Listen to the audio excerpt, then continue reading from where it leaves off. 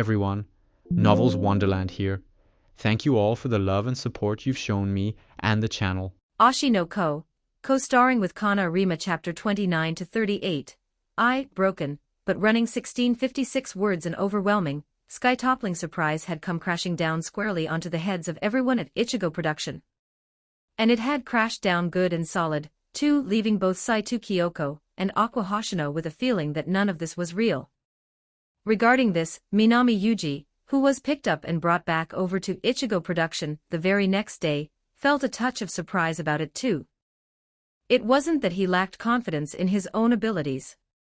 It was just that this whole business of a lead role falling straight out of the sky was, indeed, just far too suspicious. And Yuji-kun, look at this email. What it says is that they have taken a fancy to the proven track record of your agency's Minami Yuji. Do you have any noteworthy works to show? I'm pretty sure you don't, right? Saito Kyoko lifted a finger, pointed it at the screen, and couldn't hold back from speaking up. The email, this, in fact, counted as something of a tacit, conventional rule among Japanese agencies and kaisha companies. Electronic mail, in Japan, was the equivalent of an official document for formal correspondence. The other party would first phone over to extend greetings, and after that they'd send the email. Once you ran through that whole flow, it counted as quite formal indeed. And the most crucial part was this production company, it's Kawakato Pictures, isn't it? Aqua Hoshino's gaze paused for a moment on the production company signature and logo at the bottom of the email. Kawakato Pictures, that was a company under the wing of Kawakato Publishing, an authentic, full-blown industry giant. Its industry scope wasn't limited to just film production, it likewise extended to publishing of games, novels, literature, and educational books. And this audition invitation that the other party had sent over. This is actually a literary film adaptation of Broken but Running. Saito Kyoko murmured under her breath, her expression looking quite astonished. What kind of work is Broken but Running? Sitting beside them, Minami Yuji asked out of curiosity. And after he had asked this question, he discovered that it wasn't just Saito Kyoko, even Aqua Hoshino, off on the other side, had turned his eyes over to him as well. Yuji nii doesn't know about Broken but Running. Aqua Hoshino lifted his sky-blue eyes and asked softly. That soft, gentle tone of voice made even Saito Kyoko's whole body give a shudder. She shot a speechless glance at Aqua Hoshino, her own normally cold-mouthed, sharp-tongued adopted son's voice, of all things, somehow turned this gentle the moment he was up against Minami Yuji. Has Yuji really become your Oshi? Only, unlike Saito Kyoko, Minami Yuji didn't pay too much attention to Aqua's attitude, as though the other party being like this was simply natural by birth, and casually replied, I honestly don't know about it. Is that work very famous? Famous doesn't even begin to cover it. This book is this year's Honya Teisho Award winner. When the conversation reached this topic, Saito Kyoko displayed an extreme degree of professional decorum. Broken but Running was not a light novel but rather a proper, full-fledged work of popular literature. Honya, the romanized Japanese reading was Honya, which when translated literally meant bookstore. And just as its name suggested, the Honya Teisho was an award by which the various bookstores across Japan would, from a purely reader's perspective, select works and conduct evaluations and comparisons among them. To put it another way, a work that could capture the Honya Teisho was, in effect, the best-selling book of that year in Japan's bookstores. For example, the Celestial Empire's work The Three-Body Problem had once entered the running for the Honya Teisho, and had even managed to successfully clinch a respectable third-place result. And Broken but Running, this book is a genuine, full-on smash hit. Last year, just the initial print run alone had its sales exceed 120,000 copies. It's already been reprinted 6 times, selling so well that they kept running additional print runs to sell, and cumulative sales as of now have already broken past 250,000 copies. This is a genuine, full-fledged phenomenon-tier work. Don't go and assume, just because certain Japanese novels routinely break the 1 million copies mark in sales, that 250,000 copies in sales is mediocre. That's actually a rather severe error of basic common sense. In Japan, for most novels excluding light novels, being able to sell out 10,000 copies in the initial print run is already considered quite good data. They count as big hit new books, and they're able to go into reprint. Not to mention that I, Broken, But Running, was released as a standalone single volume of popular literature. It wasn't at all like the Volume 1, Volume 2, Volume 3 release format of light novels. So racking up 250,000 copies of sales on the strength of just a single volume novel, even within the industry, this counts as rather astonishing. Speaking up to this point, Saito Kyoko was actually somewhat surprised that Minami Yuji didn't know about this work. Minami Yuji's response to this, however, was quite concise. I don't have money.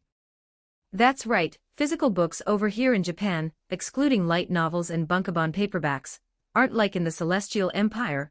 They're inherently priced very high to begin with, let alone a work of popular literature like this one, where the starting price was at least 2,000 yen, that was pricey among the pricey. This reliable adult truly was hard up for pocket money.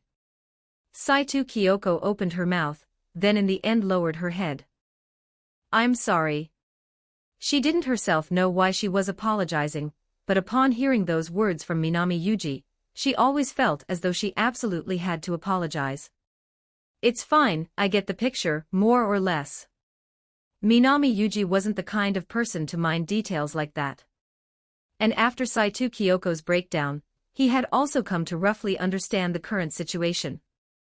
I, Broken But Running, the recipient of the Honya Teisho Award, had, on the strength of its blazing popularity, effortlessly garnered the backing of its parent company, Kawakoto Publishing. And because I, Broken But Running itself belonged to a work under the wing of Kawakoto Publishing, it had been handed straight over to Kawakoto Pictures for the adaptation. It was, effectively, doing an adaptation using one's own IP assets, self-produced and self-marketed. Within the industry, this kind of thing happened all the time.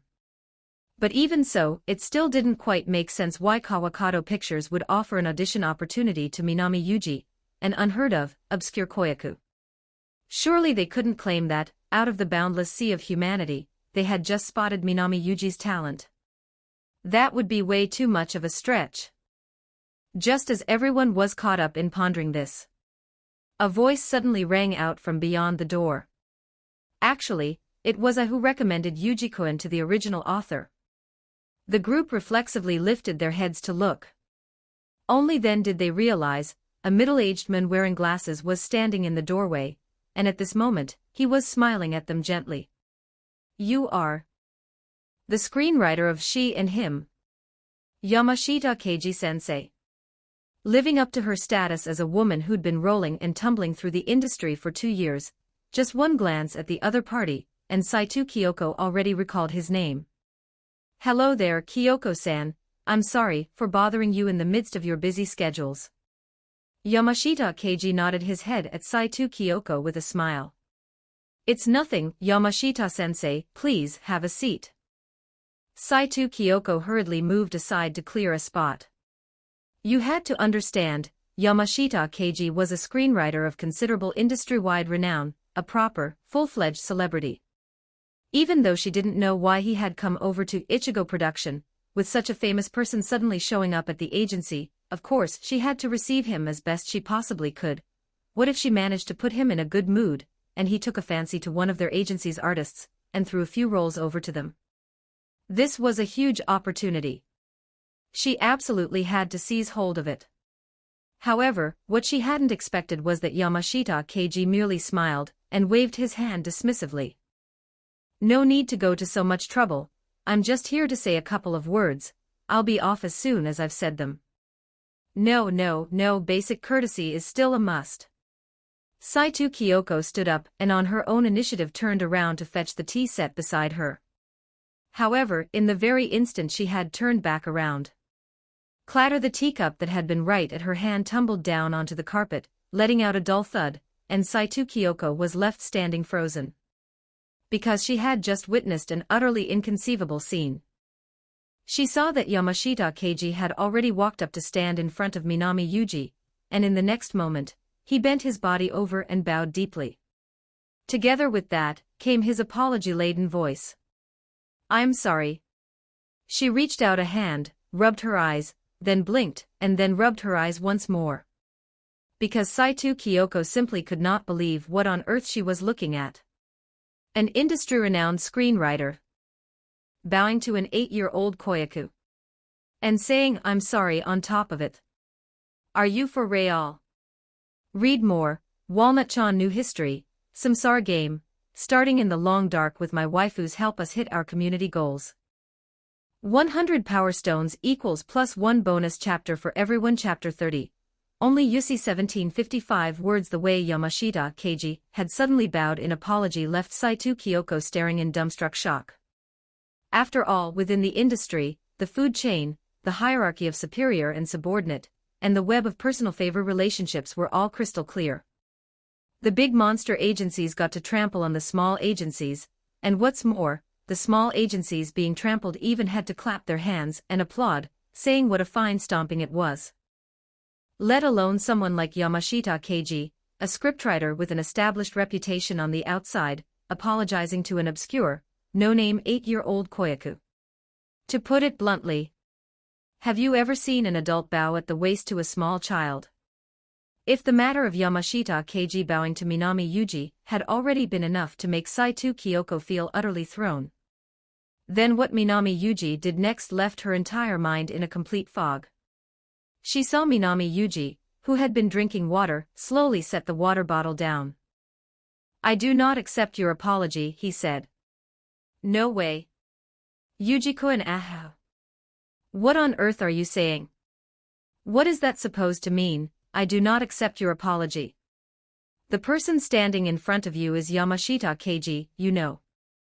He's not some newcomer who just stepped into the industry, he's the sort of scriptwriter who can genuinely hold the whole show together. And on top of that, even if you weren't going to accept the apology, what exactly is going on with that high and mighty air your voice is giving off?" Saito Kyoko felt her head starting to throb a little. Fortunately, Yamashita Keiji on the other side seemed only to have been taken aback for a moment. That face of his, carrying a refined and gentle air, didn't surface with any displeasure, on the contrary, it gave off a hint of interest. "May I ask the reason Yuji-kun won't accept my apology?" he asked, opening his mouth. Although from the standpoint of his position it wasn't really appropriate, due to working in scriptwriting his network of personal connections within the industry was intricate and tangled, by any way of looking at it, Minami Yuji really shouldn't be in any position to refuse him. Yet the koyaku before him had just gone and done it. He'd asked the question. And in response to this question, Minami Yuji's answer was unexpectedly concise. "Mainly, I'm not really clear on where exactly scriptwriter Yamashita has anything that needs apologizing to me about." Beneath his gaze, Minami Yuji shook his head. That's right, this really was the reason. To be honest, in Minami Yuji's impression, there wasn't any spot where Yamashita Keiji had done him any wrong. And then the other party had just pushed straight in through the door, and abruptly bowed to him in apology. It even had him feeling a bit puzzled. That's because the cast was pre-desi. Yamashita Keiji's emotions were starting to get worked up. Almost a full week had passed. But every time he thought of Minami Yuji's acting, it left him with a feeling that he simply could not forgive himself. Yet before he could even finish, Minami Yuji stretched out his hand and very politely cut him off. "If it's about the matter of the pre-decided casting for she and him, then there's even less need for scriptwriter Yamashita to be apologizing to me. Even though I'm only 8 years old this year, the rules of this industry are something I understand quite well, and that wasn't because of anything you did at all. Pre-decided casting, to put it plainly, was just an agreement reached between the financial backers and the production side. At most it had something to do with the producer responsible for the film's production, and absolutely nothing whatsoever to do with Yamashita Keiji, who was in charge of scriptwriting. On this point, no reliable adult could possibly fail to be the clearest about it. Still less would they take their anger over it out on Yamashita Keiji, that would simply be far too childish. On the contrary, if it's because scriptwriter Yamashita brought me this audition opportunity in the first place, then by rights I actually ought to be thanking you instead. As he said this, an expression surfaced on Minami Yuji's face. It was a thoroughly affirming expression, one without a shred of any rebuke. He stretched out his hand. "Thank you, scriptwriter Yamashita." Looking at the hand actively extended toward him, Yamashita Keiji was somewhat dazed. Almost a whole week. He had actually been weighed down with this on the inside the entire time. Plainly, Minami Yuji was the actor most suited for she and him. And being the scriptwriter, he was the one most able to understand that point. Yet precisely because of the filthy back-and-forth trade in personal favors among adults, an actor like this had been unable to receive a proper evaluation. He had also wondered, when the day came that he met with Minami Yuji, what sort of expression the other party would have. Would it be like so many actors, swallowing down all the grievances and dissatisfaction in their hearts, and for the sake of the bigger picture, forcing out a smile for him, a famous industry scriptwriter? Or would it be the very clean, very direct expression of dissatisfaction? That answer had today, at long last, been resolved. Yamashita Keiji gazed at the expression on the other party's face, one that did not seem the slightest bit feigned, and his heart trembled faintly. The child before him was still just the same. Exactly as he had been the first time Yamashita Keiji had ever seen his acting, always managing to take him by surprise, and always managing to move him so deeply. All the more, as the adult here, he must do this.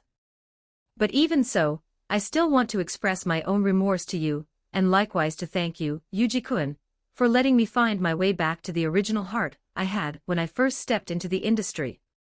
He lowered his body. This time, it was not only about brimming with apology, there was equally, also, gratitude toward the person before him. Looking at the hands that the two of them had clasped tightly together. For the first time in his whole life, Yamashita Keiji actually had the sense of being able to share a heart-to-heart, friend-to-friend conversation with an 8-year-old child. What an inconceivable kid he is. So he thought. So in other words, scriptwriter Yamashita was the one who recommended Yuji-kun to the original author, Fukuyama Makoto-sensei. Listening to Yamashita Keiji's explanation, Saito Kyoko had at last understood the whole sequence of events. Although it might sound like I'm bragging, the original author of I'm Flawed, But I Run, Fukuyama Makoto, is actually something like half a fan of mine. Yamashita Keiji laughed, a bit embarrassed. The kind of screenplay he mainly focused on was the sort of art house film along the lines of Kikujiro's Summer and Memories of Matsuko. And art house films were of the sort that won critical acclaim, but didn't pull in box office, yet were especially capable of striking a chord of resonance with others. For this reason, his fanbase was actually quite considerable. It was precisely because Fukuyama Makoto had seen his past works and been deeply moved that she had picked up her pen and written this work, likewise inspirational yet also art house in style, I'm Flawed, But I Run. It was just that. Fukuyama-sensei has actually been pretty troubled lately, too. Troubled. Aqua Hoshino, always known for being rational and composed, didn't quite understand upon hearing this. In his view, the work was a massive hit. Sales were climbing higher and higher, and even her own publishing house was striking while the iron was hot, getting ready to produce a new film. For any author whatsoever, these were the kinds of things that should leave them grinning even in their dreams. How could she possibly be feeling troubled? Likely picking up on Aqua Hoshino's confusion, Yamashita Keiji explained. It's true, the work being a big hit, and an adapted film putting out the IP, is a very gratifying thing. But it likewise also gives rise to a new problem. Before he could even finish, Minami Yuji spoke up as though he understood. Worried about the quality of the film adaptation. Yamashita Keiji shot Minami Yuji an appreciative glance. A work being adapted, no matter whose eyes you saw it through, was something worth being happy about. But in the eyes of the original author, it was not so. As a matter of fact, in Japan there were no few cases where the original work would be a hot success, only for things to start blowing up the moment they reached the adaptation stage, the financial backers cramming in a bunch of rookie actors, rookie voice actors, or amateur-level costumes/props/makeup, and so on and so forth. And this had also led some original authors with hot tempers to flat-out blast the production team, and even instantly sever ties with the adapted work at light speed. Even within the borders of the Celestial Empire, there were no shortage of examples like fighting energy turning into horses and the like. Actually, Fukuyama-sensei wasn't planning at all to agree to the adaptation in the first place. She's a very delicate woman, and felt that an adapted work might ruin the original, so she'd been troubled about this the whole time. It was the editor who told her that this would be good for the work's publicity, and only then did she reluctantly agree. Yamashita Keiji let out a sigh. So he lifted his head, and looked at Minami Yuji. I hope Yuji-kun. He paused for a moment, then shook his head again. I think, among the koyaku in this industry, only Yuji-kun can pull it off. Resting his palms on the table, he said with utmost seriousness. Only Yuji-kun is the one who can completely recreate the protagonist of I'm Flawed, but I run the character of Shimizu Kawahiko. Walnut-chan for more chapters. New history, Samsara game, starting in the long dark with my waifus help us reach these goals. 100 power stones equals +1 universal bonus chapter 31. What is restless? 1569 words. Why does scriptwriter Yamashita say it that way? Listening to that line from Yamashita Keiji, only Yuji-kun can pull it off. Minami Yuji was a touch taken aback. Naturally he believed his own acting was very good. But a statement of the only so-and-so can pull it off variety was, within the industry, what one could call quite arbitrary, even, you might say, a touch too absolute.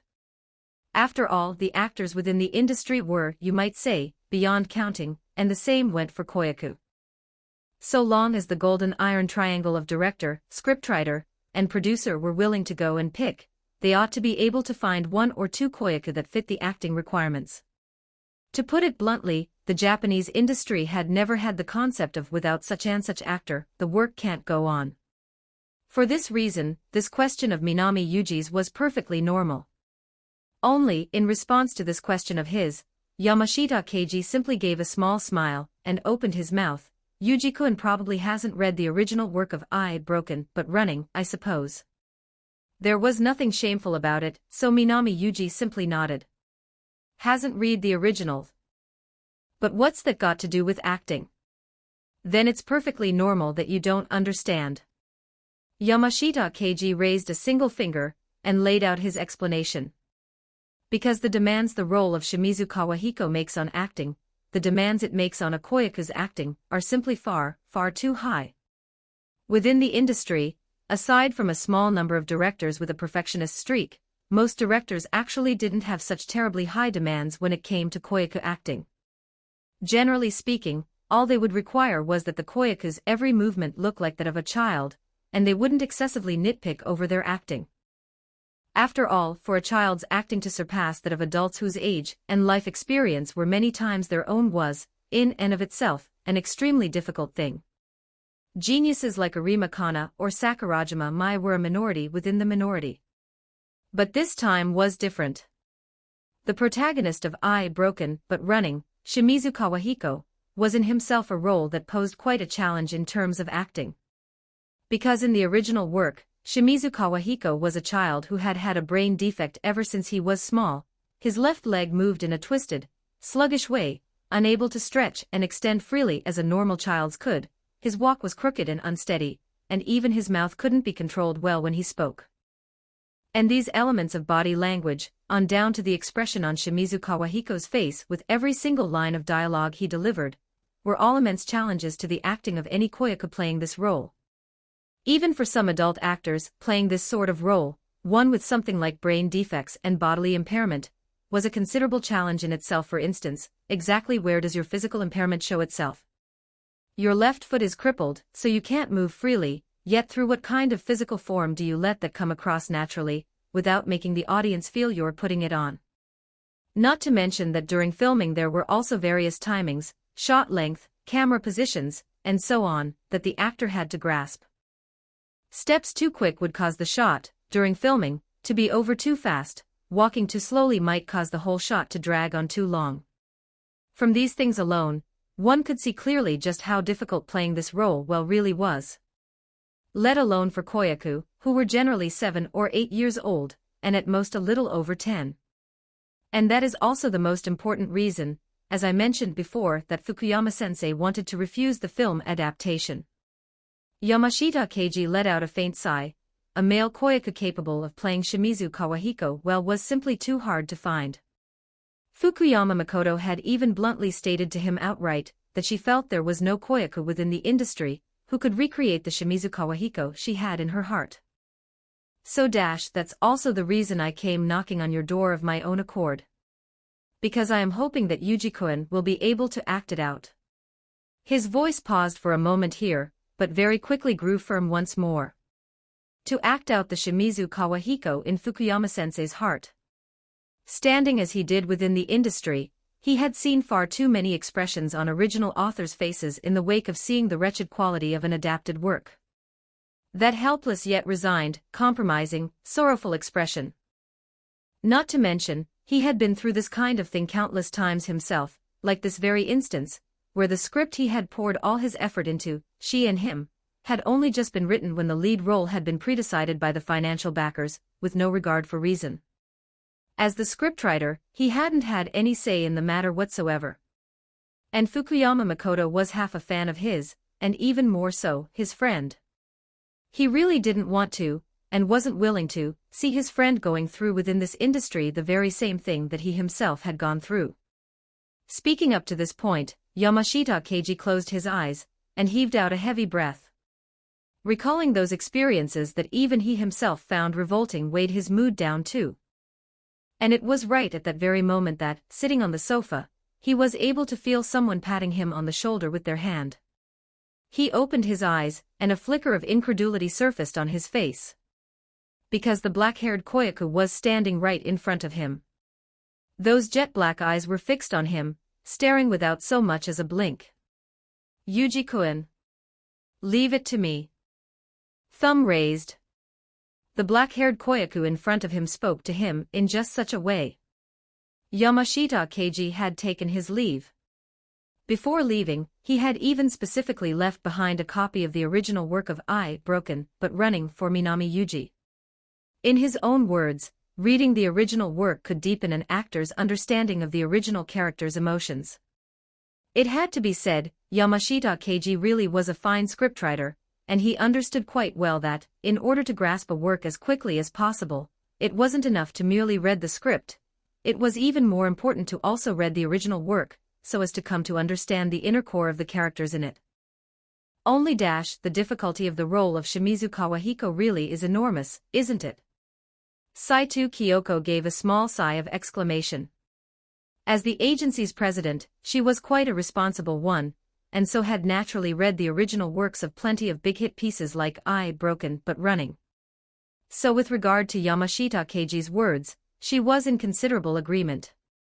To play the role of Shimizu Kawahiko well was, for an ordinary koyaku, indeed a touch too difficult. Yuji Nii is no ordinary koyaku. Aqua Hoshino's voice rang out. He still held an inexplicable confidence in Minami Yuji, always with the feeling that the other party could solve the things he himself could not. That's right. Beside him, Saito Kyoko, who normally liked to make pessimistic predictions about things, likewise, in an uncharacteristic reversal, took on a confident expression. If it had been someone else, perhaps she would have still had her worries. But if it was Minami Yuji... The two of them turned their heads to the side, and at almost the very same moment looked over toward the black-haired koyaku sitting on the sofa, his fair-skinned hand extended as he leafed through the pages of I, Broken, But Running. Saito Kyoko and Aqua Hoshino, without rhyme or reason, felt a wave of confidence wash over them. That's right. Their own koyaku was no ordinary koyaku at all. And by the same token, this was likewise absolutely a huge opportunity for Minami Yuji.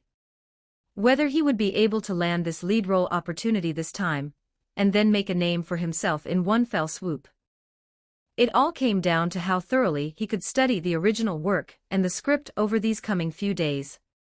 Thinking up to this point, Saito Kyoko pressed down on her slightly rising and falling chest. By rights, at a time like this, her feelings ought to have been more about worry over whether they could pull off landing the work opportunity. But what on earth was this emotion rising and falling in her chest right now? Anticipation. It must surely be anticipation. Such anticipation. 1 week from now, the broken but running audition. That would be the best stage of all, in front of all the professional industry insiders, for their own Koyaku and Ichigo production to first burst into brilliance. Went more. Walnut-chan new history, samsara game, starting in the long dark with my waifus. Let's reach these milestones together. 100 power stones equals +1 free chapter for all readers. Chapter 32. A star 1495 words. Kawakoto Publishing was taking the original work adaptation of Broken but running rather seriously this time around. One could tell that just from the spaciousness of the audition venue, as well as the kinds of artists under various heavyweight agencies that had been invited to attend. After all, Broken but running qualified as a rather smash hit work, and on top of that, the adaptation costs weren't even high either. Art house films weren't the same as commercial films. They didn't need that kind of spectacle, that large-scale CGI or green screen side production work, and so their costs ran significantly lower than commercial films. And Broken but running was low investment. Japanese actors' fees aren't high, and could easily pull in the support of the book's fanbase, and was furthermore a work under the wing of their very own publishing house. Every single one of the boxes was checked off to the max. Of course, Kawakoto Publishing was going to take it quite seriously. And the result this brought about was so many industry heavyweights. Aqua, look over there, that's the equally talented child star Sakurajima Mai, isn't it? Pretty impressive, huh? I remember her schedule was supposed to be totally packed. How come she's even got time to come to this audition? The moment she stepped into the audition venue, Saito Kyoko couldn't help but drop her voice low. Because she'd only just walked in, and she could already see a whole bunch of familiar faces that, on ordinary days, she'd only get to see on TV. For her, president of the small agency, Ichigo Production, a woman who even had to personally chaperone her Koyaku just to an audition, she could feel, in that single instant, that grim, killing intent atmosphere in the air. Sakurajima Mai really is a prodigy, that point I'll acknowledge, but Kyoko-san, the ones we should be minding are the other rival competitors, right? Compared to her, Aqua Hoshino's mental state was, by contrast, much more composed. But even so, I'm still feeling a bit of pressure, though. Aqua Hoshino muttered. After all, the agency lineup at this audition was just far too lavish. MK Agency. Big Sunflower Agency. Among the many theatrical troupes, one even counted as a famous top-tier troupe, the Laolai troupe. Just a rough glance around, and he recognized at least over a dozen of the Koyaku in the midst of getting their makeup done, preparing for the audition, a number that you could really call quite ridiculous. You had to understand, normally Koyaku of this caliber simply couldn't possibly cluster up together like this. After all, a child's stamina and time were on a completely different scale from an adult's, and an audition required substantial amounts of time to memorize the lines and prepare. Agencies would naturally lean toward picking the kinds of auditions that were easier to land. The sort of situation where over a dozen famous Koyaku were all competing for one role was really far too rare a sight, practically a scene, where every single person met every other one with eyes gone red hot with rivalry, blades drawn at the moment of meeting, slashing at each other on sight. Whoever in acting ability wins, that's the one who'd get to walk away with this lead role. As such, calling this audition a gathering of all-stars would be no exaggeration. Nearly every single Koyaku here counted as top tier within this Koyaku industry. Even Aqua Hoshino couldn't help but inwardly sigh. As expected of Kawakoto Publishing, one of the giants of the publishing industry. They truly were worthy of the name. Only they could command this many heavyweight industry agencies to come at their call. Swap them out for any other small-scale publishing house, and for an art house film, you'd be lucky to get 3 or 4 passably decent Koyaku to show up, and even then, you'd have to see whether their schedules had any opening or not. And compared to these heavyweight agencies, the kind that practically made your eyeballs go blind at a single glance, We at Ichigo Production are really just way too unnoticeable, huh? Saito Kyoko, with her Ichigo Production badge hanging at her chest, gave a light cough, masking her awkwardness. That's right. She really was a bit awkward. The reason was simple, too. From the moment they had walked into this very moment, not a single person had come over to strike up a conversation with them. Even when Saito Kyoko, bringing Aqua Hoshino along, took the initiative to approach others and introduce themselves. What they got in exchange was just that strange expression on the other party's face, huh? Ichigo Production, who? Is there a big agency in the industry that goes by that name? This, right here, was the awkward spot small agencies were in. Within this kind of macro environment, one where you could throw a brick and hit a major agency manager square on the forehead. A small agency like Ichigo Production was just way too awkward. The other people all knew each other, were guests enjoying themselves to the fullest, chatting and discussing to their heart's content. Only Saito Kyoko and Aqua Hoshino, who belonged to Ichigo Production, were left cold and lonely off to the side, neither comfortable sitting in place nor comfortable standing, looking utterly out of place. There were even quite a few people who turned to look over at the two of them, and on occasion would even cast in their direction these inexplicably high and mighty, finger-pointing, chuckling among themselves expressions. Creak, creak, creak, creak, that was the sound of palms clenching into fists. A kind of impossible to articulate, yet incomparably intense emotion churned up in her heart. Saito Kyoko knew. This feeling was called humiliation and bitter, unwilling resentment. But even so, she still maintained the smile on her face, not letting anyone see the emotions in her heart. She had been rolling and tumbling through this industry for a fairly long stretch of years. She knew it too. This kind of situation, having to watch and read other people's expressions, was something that happened frequently in the industry. There were times when, even after you'd settled a collaboration, the other party might still swap people out over a single point of dissatisfaction. And so, what she needed to do right now was just. Aqua Hoshino said softly. That's right, endure. Right now there was only enduring. When you were weak, anything you said came out sounding like you were just whining to the strong, without an ounce of any actual offensive power. You absolutely had to endure. Endure all the way until endure until UGNII takes the stage. Every person here today is definitely going to remember the name, Ichigo Production. That's right. This time, there was no such thing as pre-decided casting. This was, in the truest literal sense of the word, fair competition. Aqua Hoshino said nothing, he merely used those sea-blue, ice-cold eyes of his to sweep over every single agency staffer who had earlier been pointing fingers at their Ichigo Production. You guys look down on our agency, do you? Well then, just you wait. Wait until our ace takes the stage. And then, we're going to use sheer ability to mercilessly thrash every one of your koyaku to tears. At the thought of the kinds of life-questioning expressions that the koyaku from other agencies might end up wearing after seeing Minami Yuji's acting, even the ever-rational Aqua Hoshino couldn't quite keep the corners of his mouth under control. After all, he himself actually counted as something of a Minami Yuji victim, that overpowering, crushingly suppressive acting of his really, truly was capable of wrecking other people's confidence. It was just at this moment, however, that beside him Saito Kyoko suddenly raised her hand. What's up? Aqua Hoshino turned his head curiously to look. Even though I think I more or less get what you're thinking about, Aqua. Saito Kyoko, beside him, had her hand raised, and on her exquisite face she squeezed out a strained smile.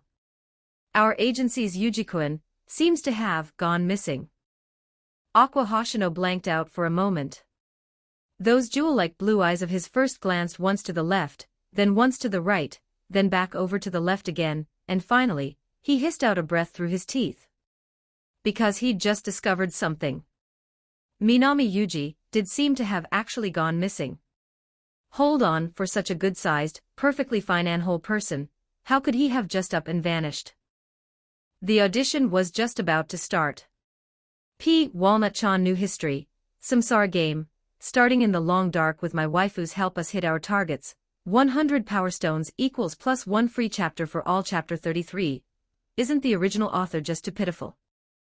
29:17 Words. Standing in front of the washbasin in the restroom, Fukuyama Makoto drew in a deep breath, then scooped up water with her cupped hands and scrubbed forcefully at her own face, letting it clear her head a bit more.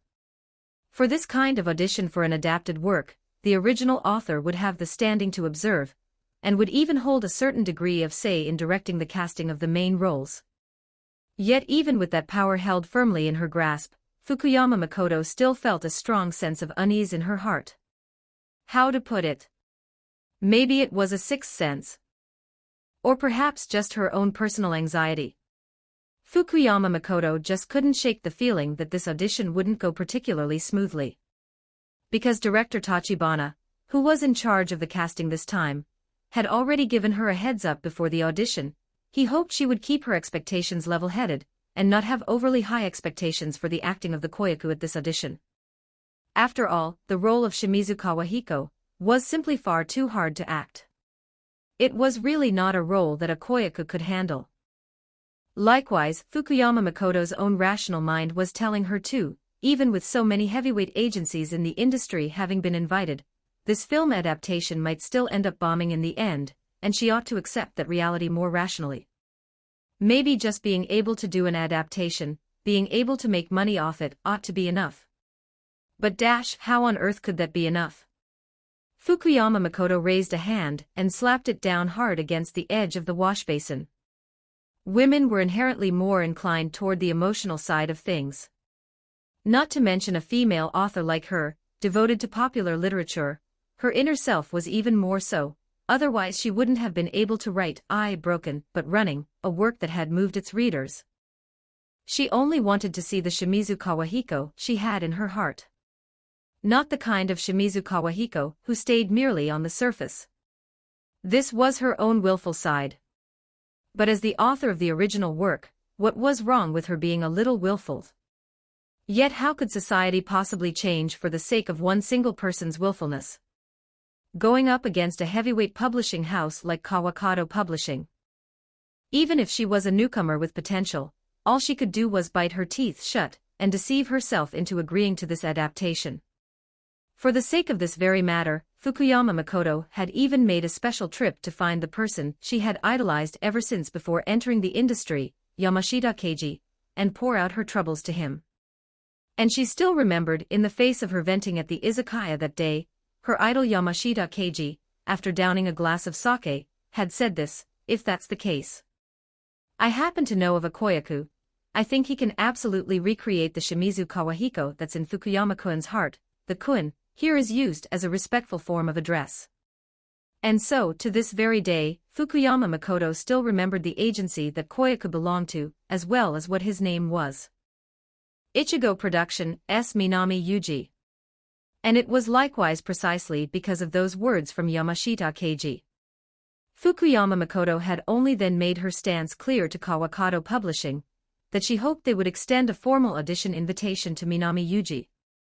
The invitation did get sent, but can that Koyaku really, in the way scriptwriter Yamashita said, completely recreate the role of Shimizu Kawahiko? Fukuyama Makoto held a doubtful attitude toward all this. Because in the course of her own investigation, she had discovered something. This Ichigo Production thing, wasn't it nothing but a small agency just barely scraping by in the cracks of the industry? Even its Koyaku-related business hadn't been fully developed yet. This had Fukuyama Makoto even more unable to get a handle on it. On one hand, she felt Yamashita Keiji wasn't the kind of person who would brush her off with something like this. On the other hand, she also felt that, among the various big agencies, Ichigo Production's operational capabilities really couldn't be called anything particularly eye-catching. And so, like this, torn between worry on one side and a treat the dead horse like a live horse mentality on the other, she had finally arrived at today, the day of the audition. From the depths of her throat came a deep sigh. Gazing down at her own legs, which had gone somewhat weak, and didn't want to walk toward the audition hall, Fukuyama Makoto felt rather self-mocking, almost wanting to scold herself for being so overly precious about all this. Other authors who got to have their work adapted into a film were probably grinning ear to ear. How come, when it came to her, she was wailing to high heaven over a single character's casting? Walking out of the restroom, she took a step forward, but because today she had put on a pair of high heels she wasn't at all used to, her heel twisted to one side, and her body couldn't help but stumble forward. Fukuyama Makoto inwardly cried out that this was bad. She had only just gone and touched up her makeup in the restroom. If her face got dirty, then it would mean spending more time touching it up all over again. And it was just at this moment "Are you okay?" A gentle voice rang out beside her ear. The pain of impact with floor or wall that she had been expecting did not come. Fukuyama Makoto opened her eyes, only to discover that, at some point she hadn't noticed, a black-haired boy had appeared right in front of her. At this moment, the other party was steadying her body from the side, sparing her from falling. And the most crucial part wasn't this child just way too good-looking? At the age of 25, Fukuyama Makoto, for the first time in her life facing a male, found her eyes going wide. His soft black hair, kept neatly trimmed and quite simple in style, was like a dense jungle. His fair-skinned face carried just a touch of healthy red. And those eyes, the thing that drew her attention most of all, those big, jet-black eyes that seemed to shimmer with light. At this very moment, those pitch-black eyes were staring straight at her. Inexplicably, Fukuyama Makoto, for the first time, had a sense of feeling shy. She hurriedly lowered her head and responded. I'm fine. Is that so?" The black-haired boy blinked, released his hand, and then asked curiously, "Wani-san, are you heading to the audition hall next? Is there something you need?" Fukuyama Makoto found this a bit odd. Why was this child asking about that? "It's nothing in particular, this place is really big, huh? I just went off to use the restroom, and then I couldn't find the audition hall. If it's not too much trouble, could I head back together with you, Wani-san?" The child before her broke into a smile that Fukuyama Makoto found very cute, and spoke just like that. "Head back, don't tell me you're a koyaka here to take part in this audition." Upon hearing his words, Fukuyama Makoto couldn't help asking, exactly which agency was this child from, and how careless was his manager, letting him head off to the restroom all by himself. You had to understand, this place was a building belonging to Kawakato Publishing, its area was absurdly vast. Fortunately he had only gotten lost. If he had wandered into one of those temporarily unused office floors, the problem would have been a big one. Lucky for him he'd run into her. Without hesitation, she led the other party back toward the audition hall. This black-haired koyaku who had suddenly shown up was rather talkative, and his expression as he spoke with a smile was very endearing too. The most crucial part was, there seemed to be a kind of impossible-to-articulate, mysterious atmosphere about him. Even just in the course of conversing with him, Fukuyama Makoto's originally somewhat downcast mood had been slightly eased. "By the way, Wani-san, what are you here for? An agency manager?" The other party suddenly tossed out a question. "Me, well." Fukuyama Makoto hesitated for a moment, not saying outright that she was the original author, and instead opened her mouth with a smile. "You could say I'm sort of half a member of the production team's staff." "Is that so?" The black-haired boy nodded, and while continuing to walk forward, opened his mouth again. "In that case, Wani-san, your work must be pretty tough, huh?" "Why do you say that?" Fukuyama Makoto cast a curious glance over at him. "Because casting for Shimizu Kawahiko this time isn't crazy difficult. And with so many koyaku coming out, arranging the venue and organizing the staff must take a lot of time, right?" The other party's tone was calm. "You also think the role of Shimizu Kawahiko is hugely difficult?" Fukuyama Makoto's voice shot up in pitch. The other party turned his head back curiously. He probably had no idea why her emotions had swung this much all of a sudden, did he? But very quickly, he gave a nod. "Yeah." The performance difficulty of Shimizu Kawahiko was enormous. Because it was a role with a congenital brain defect, and on top of that one had to weave in a great many forms of body language to convey to the audience the sense that he was a disabled person. The performance difficulty, compared with other roles, was simply not on the same level. An ordinary koyaku could not possibly play him well. He stood there and laid out, in fine detail, his understanding of the role of Shimizu Kawahiko. Over on her side, meanwhile, Fukuyama Makoto's expression grew darker and darker. Naturally, she was not someone of dull comprehension. Just listening to Minami Yuji's spot-on, hit-the-nail-on-the-head remarks, she could understand exactly how difficult it would be to act out the Shimizu Kawahiko she had in her heart. It looks like it really isn't possible, then. Fukuyama Makoto heaved a long sigh. This audition, agreeing to do this work's adaptation in the first place, had perhaps been a mistake all along. An impossible-to-describe, tangled-up emotion welled up in Fukuyama Makoto's heart. There was disappointment and unwilling resentment, but more than either of these, perhaps, was guilt. Because just thinking about all the readers on SNS, social media platforms, who were looking forward to her work's adaptation, she felt as though she was deeply, deeply letting them down. Letting down their expectations for the role of Kawahiko. And letting down, even more, the money and the affection they had invested in her work.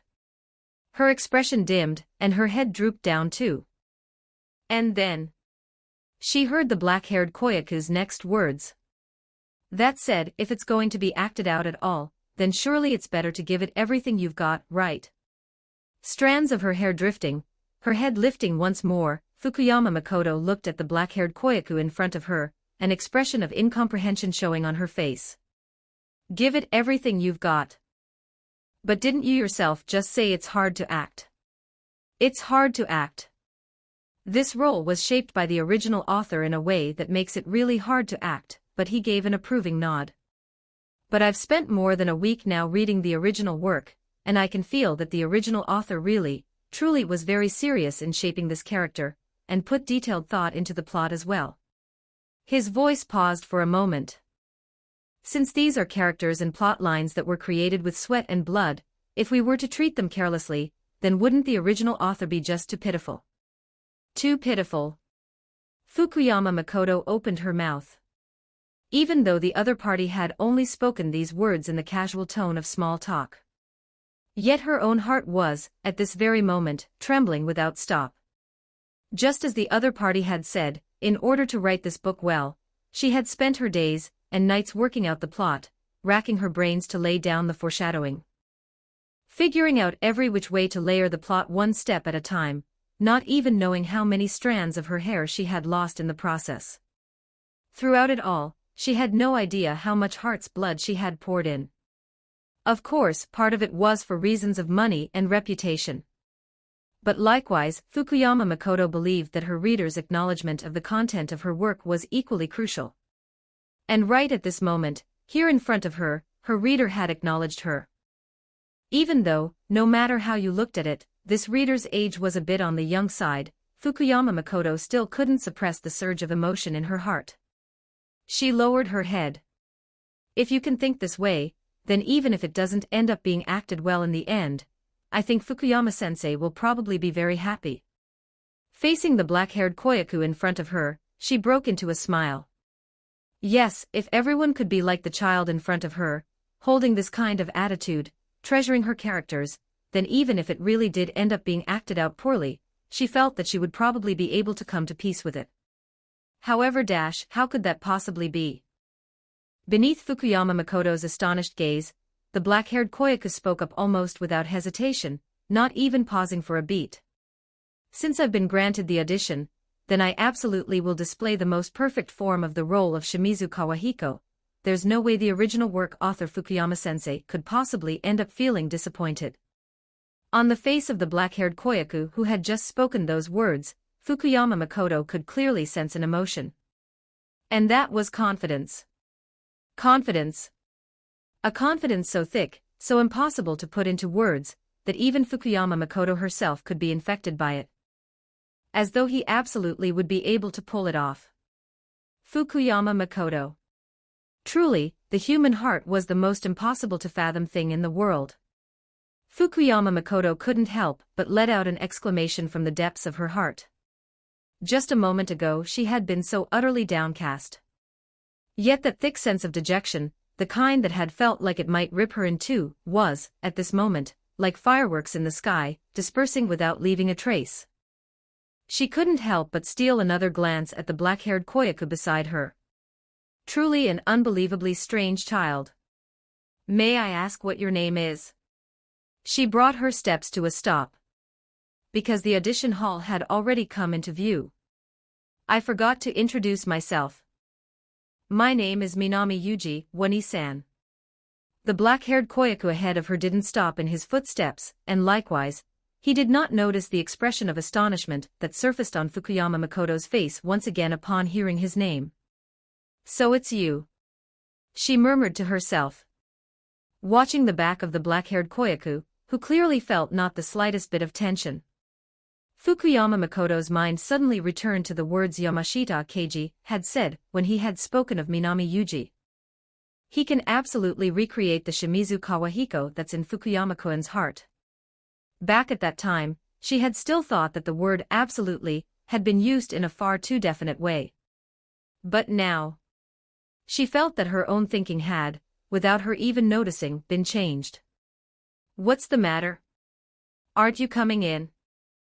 Noticing that Fukuyama Makoto's footsteps had stopped, Minami Yuji, ahead of her, curiously turned his head back to look. Fukuyama Makoto bit down on her lip and broke into a smile. She lowered her body, reached out her hand, and rubbed the head of the Minami Yuji in front of her, narrowing her eyes happily. It's nothing, I'll be looking forward to your performance. Thanks, I'll do my best. Sensing that it has to be you, emotion threaded all through the other party's words, Minami Yuji turned a puzzled gaze upon her back as she walked off ahead on her own. She really was an odd one, mainly, what did it matter whether or not she was looking forward to him? Whether or not you get the role at an audition mostly comes down to whether the director and scriptwriter like the look of you, right? It's not like you're the original author or anything. Could she just slap her hand on the desk with a clack and lock down this role for me? Here, Walnut-chan new history, samsara game, starting in the long dark with my waifus. We have set new community milestones, 100 power stones equals +1 bonus chapter for all readers. Chapter 34, today's strongest, expression seems a bit serious. 2350 words. Yuji-kun, where on earth have you been? The audition, it's already started. The moment Minami Yuji stepped into the audition hall, Saito Kyoko came scurrying over, but halfway through what she was saying, her voice naturally dropped down by half. After all, in the surroundings there were already managers from other agencies turning their gazes their way. They were still in the middle of auditions up on the stage. Who is that? Being so loud. This made Saito Kyoko feel even more awkward. She forced out an embarrassed smile, pressed her hand on top of Minami Yuji's head, and nodded over and over again in apology. Only after the others had shifted their gazes back to the stage did Saito Kyoko, keeping her voice down, continue questioning him. Where on earth did you go? I went to the bathroom, this place is way too big and I got lost. Minami Yuji explained the situation simply. The location chosen for this audition was inside Studio No. 3, which lay under the wing of Kawakato Publishing, quite a long way from the bathrooms, and the place was furthermore as vast as a labyrinth, so getting lost the first time one came was perfectly normal. And upon hearing this, Saito Kyoko dropped her voice down even further. Then why didn't you let me come along with you? Minami Yuji. Looking at the earnest, exquisitely fine face of Saito Kyoko before him, Minami Yuji was struck speechless. He really did want to give the Saito Kyoko before him a little lesson about just how big a blow it was to an adult male's pride to have a woman accompany him to the bathroom. But considering the way he looked at the moment, and that he wouldn't have any persuasive power, he decisively chose not to say anything. Fortunately, at this point, Aqua Hoshino, sitting beside them, opened his mouth to lend a hand. It's fine, now that Yuji and I's here, that's all that matters. Come on, sit down, the audition's only just started. Isn't that being a tad too forgiving about Yuji-kun's slip-up? Saito Kyoko was at a bit of a loss too. On normal days, when Ruby's not eating her vegetables much, you'd give her a piece of your mind over it. Yuji and I and Ruby aren't the same. Aqua Hoshino shook his head, and in an utterly composed tone, said something incomparably wounding. The very act of comparing Ruby with Yuji Nii is, in and of itself, somewhat of an insult to Yuji Nii. If I forward what you just said to Ruby, you can just wait for her to come back and throw a crying and screaming fit at you. The corner of Saito Kyoko's mouth gave a twitch. But she couldn't be bothered to argue. After pulling Minami Yuji over to sit down, she then asked curiously, "How did you get back?" "After I came out of the bathroom, I was going to call you to get in touch, but along the way I ran into a staff member, so I had her bring me back." "A staff member? Is that so?"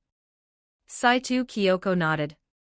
After all, this was a venue Kawakato Publishing had picked out, so it was only natural that a great many staff members were on-site keeping order. Anyway, never mind that. Minami Yuji's seat afforded him a fairly open field of view. As he watched the Koyuka performing up on stage, he posed the question that was more on his mind: how far along have they gotten now? Right now the one on stage is Big Sunflower Agency's Koyaku, Akiyama Naoto. By the order of the lineup, Yuji-kun, there are still 4 Koyaku before you. Then I'm pretty far back in the lineup, huh? No, you're pretty far up front. Saito Kyoko shook her head. There are 16 male Koyaku in this audition in total, and you, Yuji-kun, are slotted 5th. That many people? Minami Yuji was rather taken aback. What's going on? Have these agencies all been on something, all of them coming out to compete over a single role for no good reason? It's probably about wanting to score some favor with Kawakato Publishing.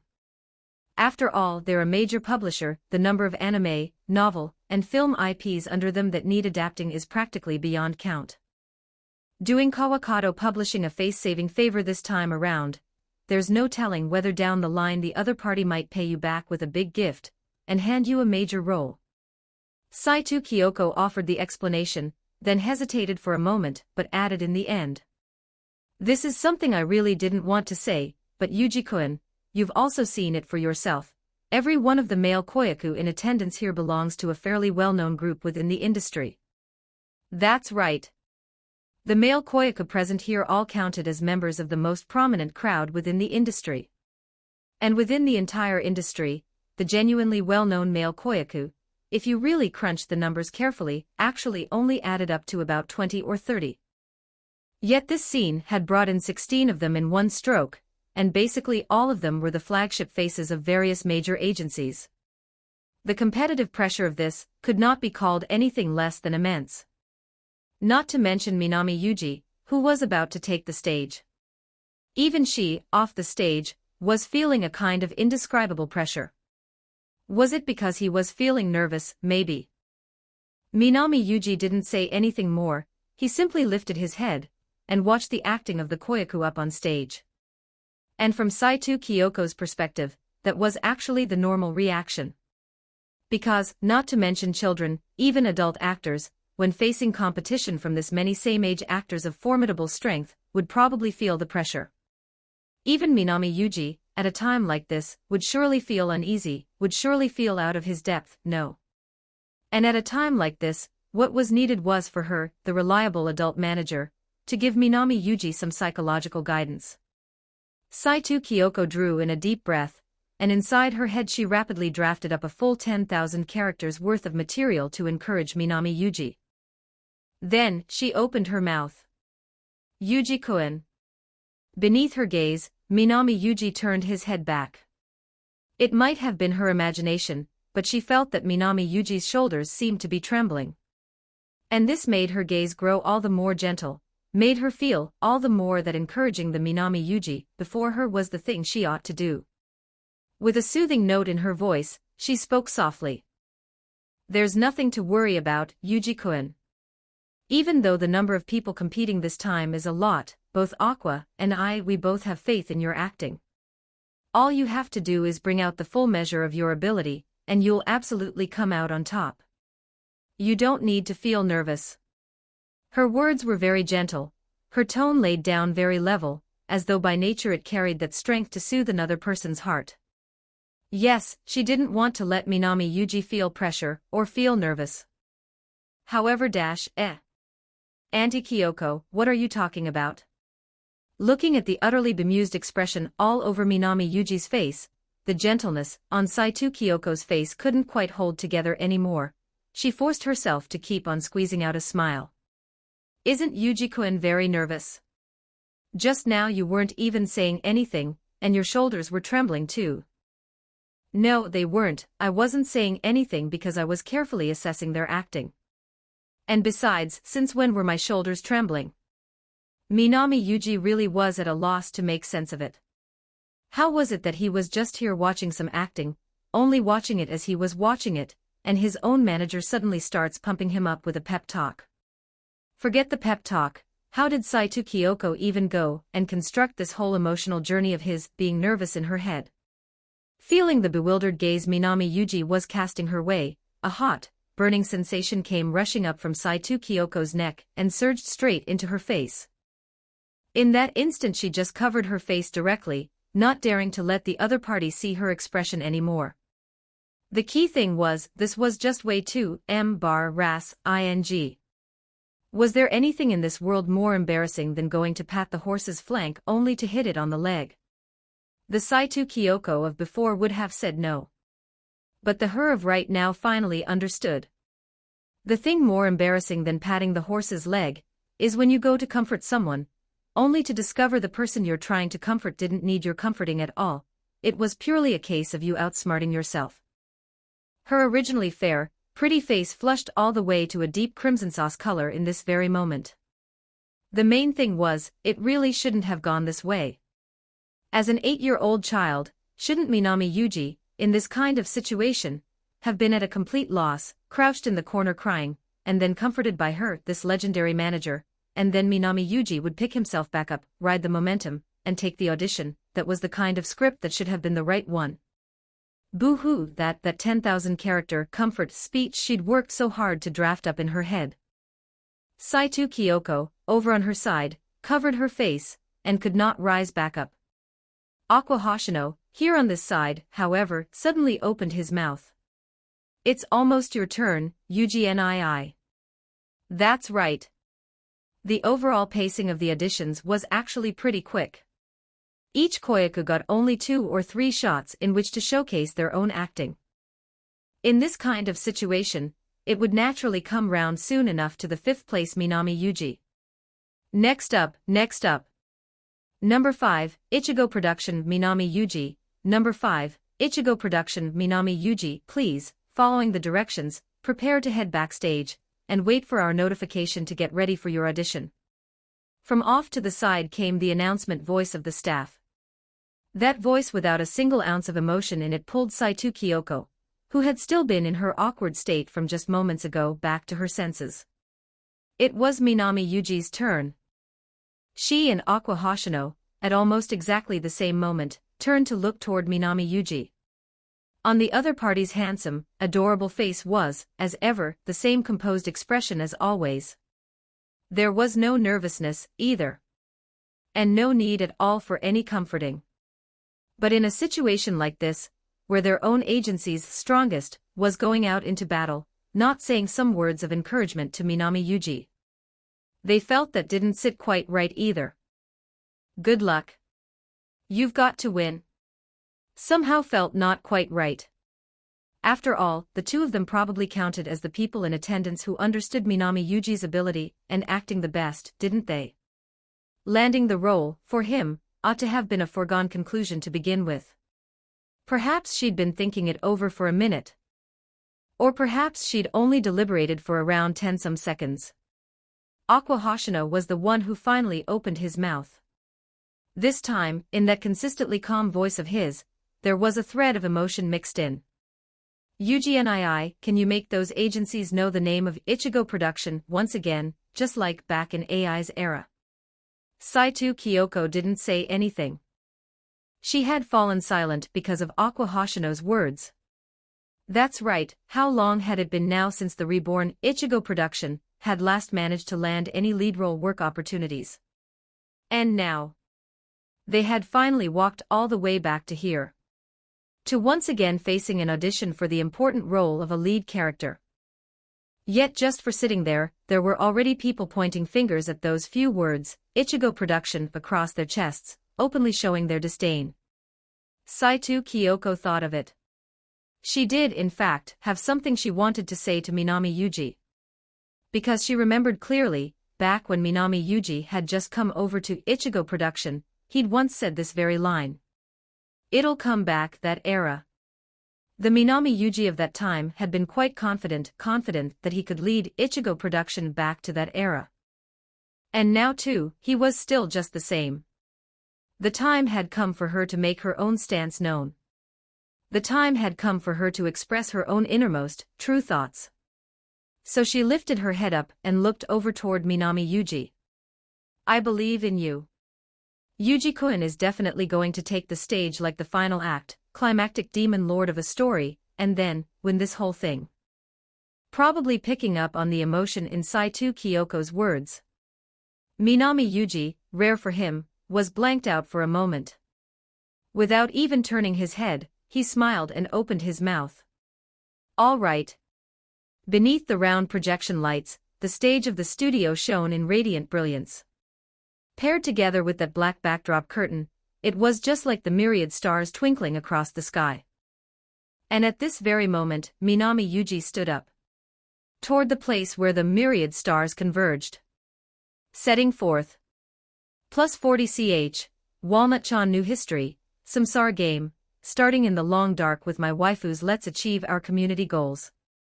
100 Power Stones equals +1 extra chapter for everybody. Chapter 35. Unknowingly, already in tears. 2397 words. The backstage was dim and dark. There were people both in front and behind. There were children who, because their own performance hadn't measured up to what they'd imagined, were throwing themselves into their manager's arms in tears. And likewise there were children who felt they'd performed quite satisfactorily, happily stamping their feet in place where they stood. A great many emotions intermingled here in the backstage.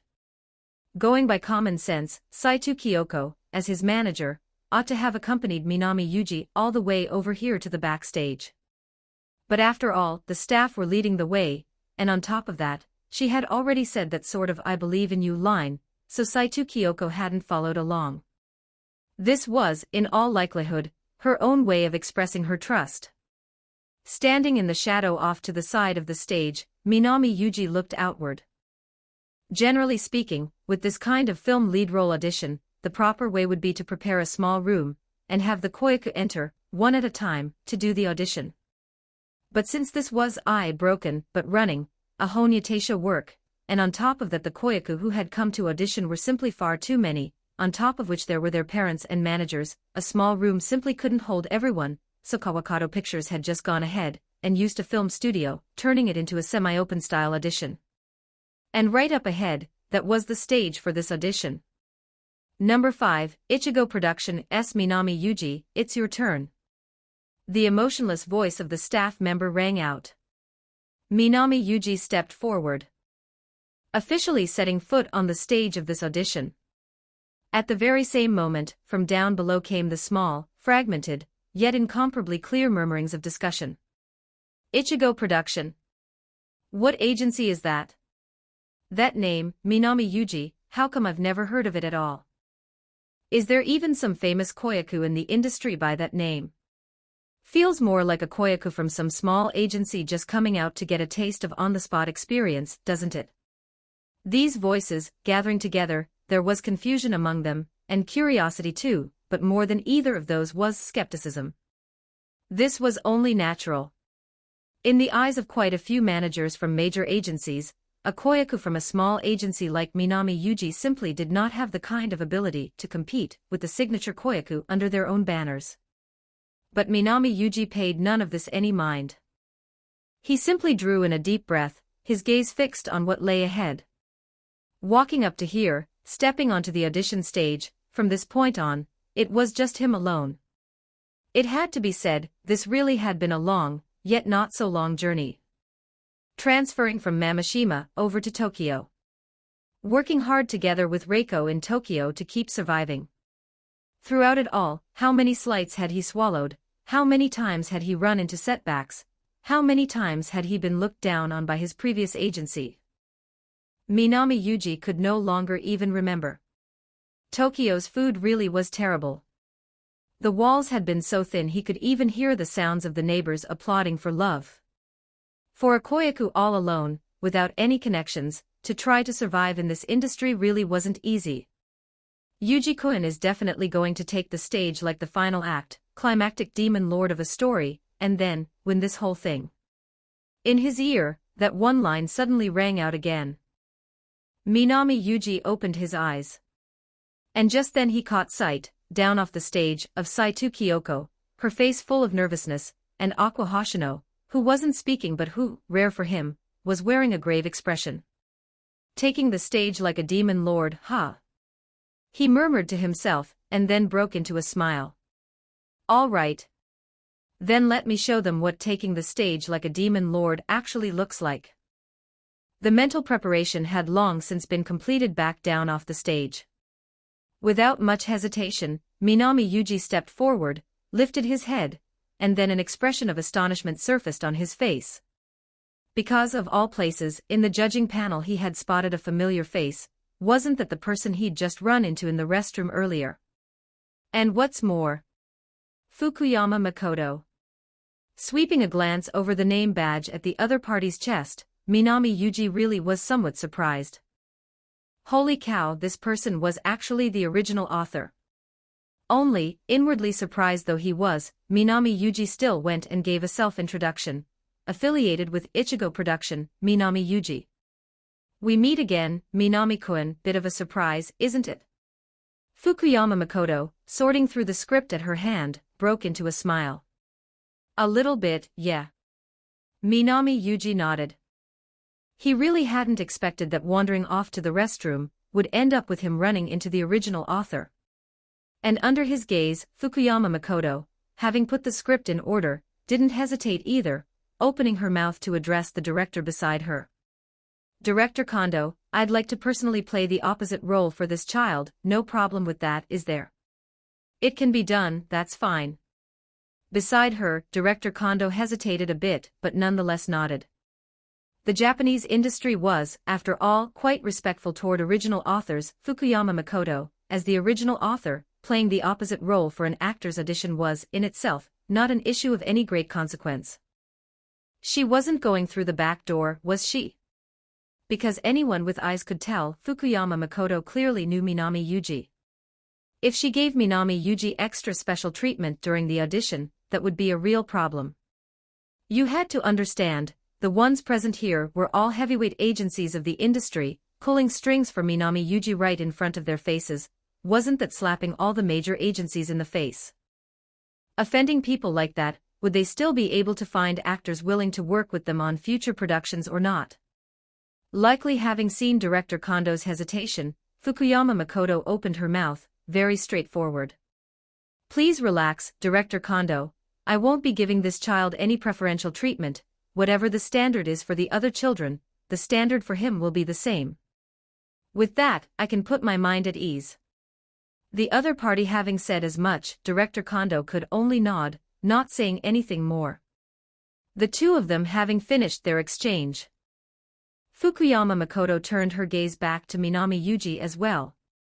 Minami-kun, you heard what I said to the director just now.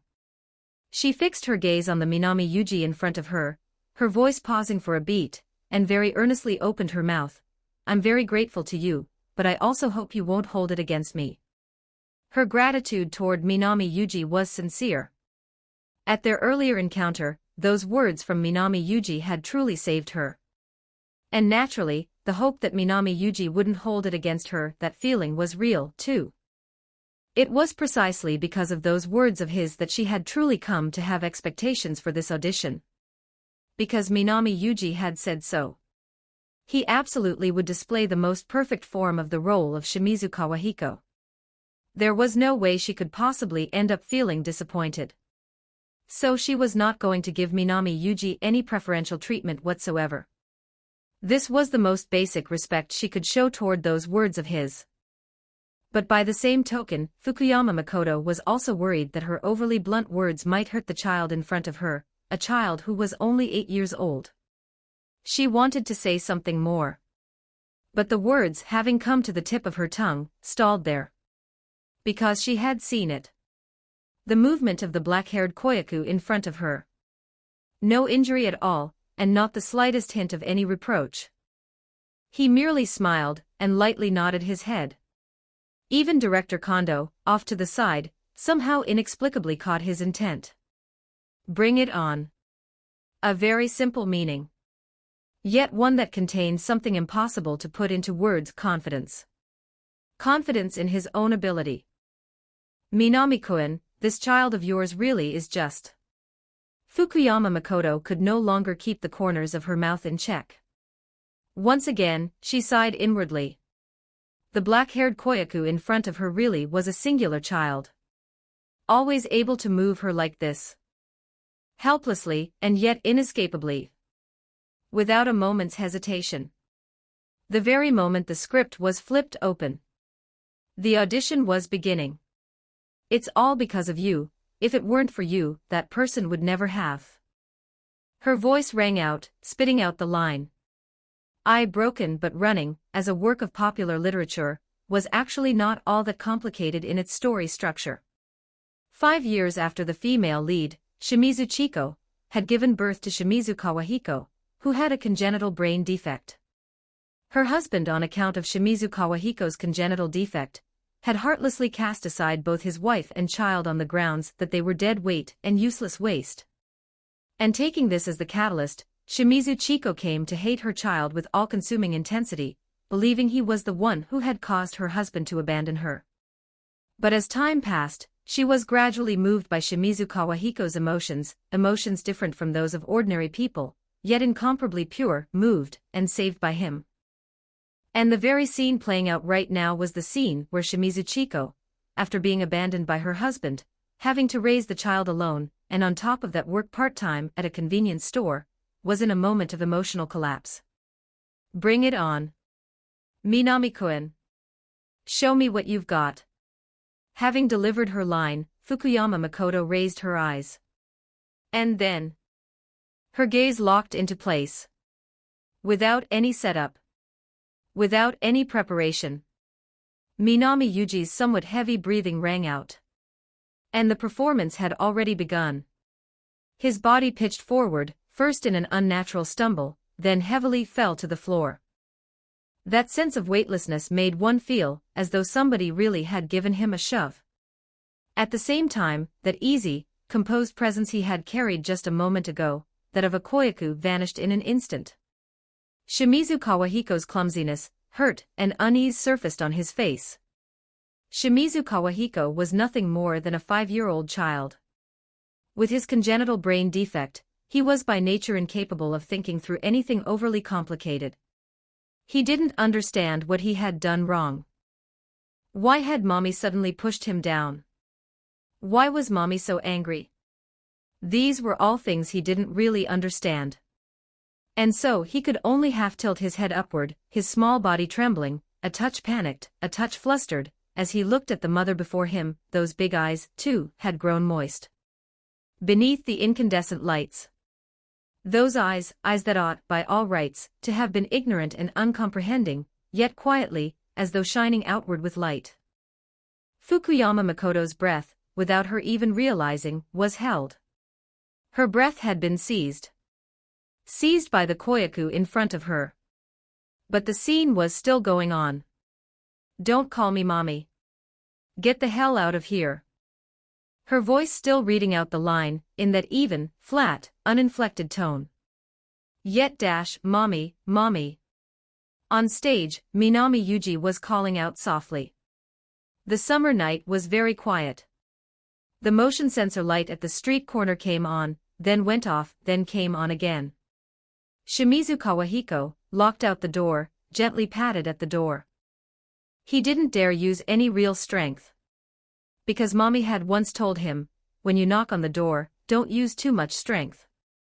So all he could do was stand outside the door, blankly, and ever so softly, one stroke after another, knock at it. His expression was so flustered, and so innocent. But very soon, as if he had made up his mind about something, he pressed himself against the door before him, and stammering, softly, said, "If I left, Mommy, would you be happy?" The shape his lips made was clumsy. Just speaking such a simple line out loud gave the sense that he was giving it everything he had. But there was no response at all from the room. All he could do was keep his face tilted up. If I left, would Mommy be happy?" Once again, he asked softly. Only those tiny little shoulders, for the first time, began to tremble. In the hushed summer night, in the distance, dogs seemed to be howling. Beneath the cold, white incandescent light, Minami Yuji's motion of tilting his face up to one side was very quiet, yet seeming somehow to give off a kind of warmth. Fukuyama Makoto's whole self felt somewhat dazed. "Can't be done.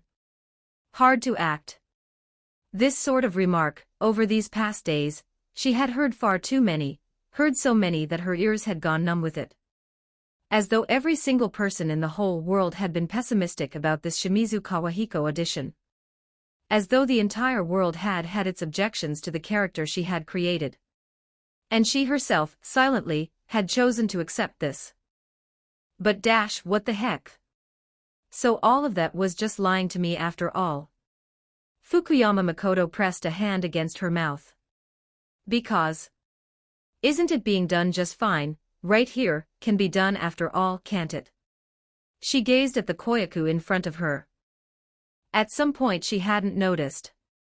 Her eyes had already brimmed up with hot tears. Here, Walnut-chan new history, samsara game, starting in the long dark with my waifus we have set new community milestones, 100 power stones equals +1 bonus chapter for all readers. Chapter 36, Sorry and Thank You. 1544 words to tell the truth, when he first laid eyes on Minami Yuji, director Kondo Yuji, one of the judges for this audition, didn't form too favorable a first impression. First and foremost was the other party's appearance. The looks department was a bit tough to get past. This wasn't to say that Minami Yuji's looks were average and didn't measure up to his expectations. Quite the opposite, it was precisely because Minami Yuji looked too good. Too eye-catching.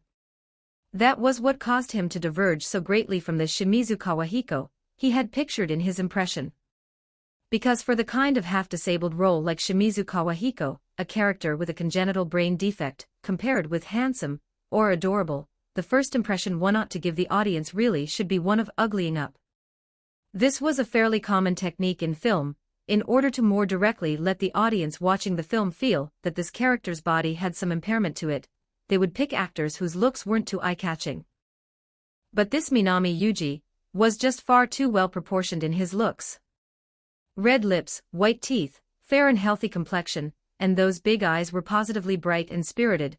He was more than qualified to be a child idol. What on earth about him bore the slightest resemblance to a congenitally brain-impaired role like Shimizu Kawahiko? And secondly, there was the agency that the other party belonged to. Ichigo Production Agency. Because Fukuyama Makoto had taken the initiative to speak up about wanting to act the joint scene with him, director Kondo had even gone out of his way to seriously flip through this agency's file material. But once he had carefully looked through it, he discovered wasn't this just a run-of-the-mill agency you could find anywhere. And a small-scale agency on top of that. Kondo Yuji was genuinely a bit baffled, completely unable to grasp what Fukuyama Makoto, beside him, was thinking. You had to understand, within the industry, the distribution of resources was quite limited. Large-scale agencies simply had resources small-scale agencies couldn't reach, and this wasn't only manifested in personal favor connections and capital, even more importantly, it was professional expertise and training resources. Professional expertise as well as training resources. The gap between koyaku cultivated by large-scale agencies and those of small agencies, you could say, was a world of difference, whether in the teachers in charge of training the koyaku in singing, dance, and acting skills, or in the level of professional polish they themselves possessed. And the result? So many koyaku from monster-tier agencies had displayed their acting in front of Fukuyama Makoto, and she would only glance at them for a couple of seconds before lowering her head. Yet for a koyaku from a small-scale agency, she'd actively spoken up and asked to act the joint scene with him. Made no sense. That was what Kondo Yuji had been thinking at the time. Even right up until just a moment ago, before Fukuyama Makoto went up to do the joint scene, he had still, somewhat at a loss for words, exchanged a glance with the scriptwriter beside him. This was exactly why you call them outsiders. That's right up until just a moment ago, he was still thinking like that. But now, his eyes widened slightly, and his back snapped upright along with them. Kondo Yuji was, almost in disbelief, watching the scene before him. Kondo Yuji was a seasoned art house film director. He had read the original work of I, Broken But Running, and had, what's more, run countless mental dry runs of how should this shot be filmed, how should that scene be acted. So he could know with clarity. The koyaku before him, at this very moment, was Shimizu Kawahiko himself. The professional expertise of large-scale agencies. Their education. All that stuff could just go and step aside. The Shimizu Kawahiko he had in his mind was only the koyaku in front of him, no one else. As for the capital or personal favor connections backing those other koyaku, or how professional the training they had received was, all that mattered even less. After all, in this kind of fair competition that carried no schemes, no personal favors, acting was the actor's single greatest weapon. As for the matter of Minami Yuji's looks being too good earlier, not resembling Shimizu Kawahiko, that was an even smaller problem. At the on-site filming, just have the makeup artist put a little more oomph into it and it'd be fine. No exaggeration to say, Kondo Yuji was even already thinking about how to frame the shots for Minami Yuji when actual filming began. And at the very same time, off the stage. Truly incredible. Gazing at Minami Yuji on the stage, Aqua Hoshino was murmuring to himself. He had never once doubted Minami Yuji's ability. But not doubting was one thing. And yet, each time he actually witnessed Minami Yuji's true strength firsthand, he still could not suppress the emotions in his heart. That acting, utterly different from AI's, like a black hole that, with no regard for reason, would yank everyone's gaze toward it, left him deeply, deeply captivated. He was over there, softly murmuring his exclamation. But very quickly, he sensed something was off. Because he heard the sound of crying. Reflexively, he turned his head and caught sight, just then, of the expression on Saito Kyoko's face. At this moment, tears were ceaselessly tumbling out from the rims of her eyes. Kyoko. Aqua Hoshino opened his mouth. He felt that maybe Kyoko's reaction here was a bit excessive. After all, the moment Minami Yuji had taken the stage, hadn't they already anticipated this kind of result? But why was it that, even though it had already been anticipated, his adoptive mother's reaction was still this big? The calm, rational nature carried over from his past life as a doctor made it a bit hard for him to make sense of the emotions Saito Kyoko was experiencing right now. Probably picking up on Aqua Hoshino's confusion. Saito Kyoko opened her mouth. I'm fine, just like what you're thinking, Aqua, for Yuji-kun. This is probably a foregone conclusion sort of thing. There's really no need to react this excessively over it, but even knowing that all along, the space beneath the audition stage was pitch dark. After a while, Saito Kyoko's voice came back through. I still can't hold back the way I'm feeling right now. That's right. She couldn't hold it back. Because she had truly endured being wronged for far too long. After losing Ai Hoshino, a full 2 years. Looked down on by people. Despised by people. Most collaborations, the moment they heard it was a small-scale agency like Ichigo Production, would just fall through outright. There was no room for negotiation whatsoever. She had been entirely living off the table scraps of the large-scale agencies, eking out a barely surviving existence all the way to this point. The brooding bitterness within all this, the depth of feeling contained in it, she alone was the one who knew it. And at this very moment she lifted her head, and looked up at the stage, at her own agency's koyaku, the one declaring Ichigo Production's existence with such overwhelming, unbearable intensity. The emotions she had accumulated over those full 2 years. There's just no way I can press them back down. How on earth could I possibly hold them in? She tilted her face to the side. Tears slid down, utterly crystal clear. Aqua Hoshino opened his mouth. Because he had never once thought about Saito Kyoko's standing within the industry, and even less had he ever thought about how painful her life had actually been. And what's more, in such a painful situation, she had still had to take care of him and Ruby Hoshino. You're not the only one who's in pain. Don't make Kyoko worry. Aqua Hoshino suddenly recalled Minami Yuji's words from before. It was only at this moment that he, once again, felt thoroughly and through how foolish his earlier behavior had really been. What medical student known for rationality and reason? What a joke. For the first time, he let out a wry, bitter smile. Looked at this way, hadn't he up until now just been an utter bastard, one wholly immersed in the vengeance drama he had fabricated inside his own head? Looking at the Saito Kyoko before him, head bowed and softly sobbing. For the first time, he actively reached out his hand and gently pulled her head into his embrace. I'm sorry. So he said. Feeling Saito Kyoko's body give a pause beneath his touch, and then her sobbing seemed to grow even louder. He lifted his face back up, looking toward Minami Yuji on the stage. Softly murmuring. And also. Thank you, Yuji Nii. Seek, Walnut-chan new history, samsara game, starting in the long dark with my waifus. Let's hit these goals. 100 power stones equals 1 extra chapter for the public. Chapter 37, The Sudden Northern Child Actor Agency. 1873 words. Saito Kyoko was, after all, an adult, and what's more, the president of an agency. After venting for a good 2 or 3 minutes like that, she got her emotions back under control.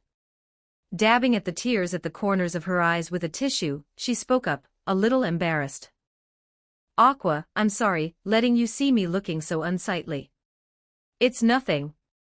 Aqua Hoshino's habitually cold expression had, rare for him, taken on a hint of gentleness. If Kyoko-sen feels miserable like this again in the future, you can still talk to me about it.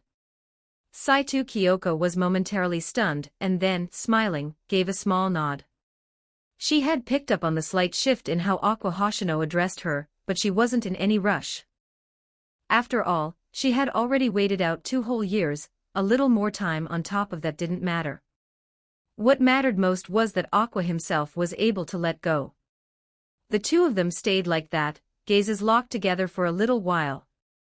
Then it was Aqua Hoshino who, of his own accord, turned his gaze toward the stage, and in a tone that almost sounded like he was asking a question, spoke up, like this, it ought to count as having won it, right? I'm not sure. Saito Kyoko shook her head. Audition results usually had to wait 2 or 3 days for notification, and if the situation was a bit complicated, then the results might end up dragged out as far as a week before you could know. To say nothing of the fact that so many monster-tier agencies were here, what if there were some kind of shady dealings inside it all? No one could really say for sure. But personally, I feel that this is already enough. Saito Kyoko spoke softly. This was already enough. She could feel it. Minami Yuji had not slacked off in the slightest. He had already brought out his very best performance. So no matter what the final audition result turned out to be, she would set out a celebratory feast in the agency and wait forever for Minami Yuji to come back. To tell you the truth, those flax-colored eyes mirrored the back of Minami Yuji as, the audition finished, he stepped down off the audition stage. She said softly, Aqua, from the bottom of my heart, I feel that inviting Yuji-kun to come to Ichigo production was the most right choice I have made in this whole life of mine. After he came, our agency. When she got to this point, as though something had occurred to her, the corners of her lips, coated in a light-toned lip color, curled upward. Nothing but good things have been happening. Aqua Hoshino gave an in reply. He followed Saito Kyoko's gaze, too, looking toward Minami Yuji's back. The two of them were, for the moment, wordless. It was just then. A gentle, refined voice rang out. Please rest easy. This time, my own big sunflower agency has inside industry information. The casting for Broken, but Running this time around is going to be absolutely fair. Aqua Hoshino and Saito Kyoko reflexively looked over.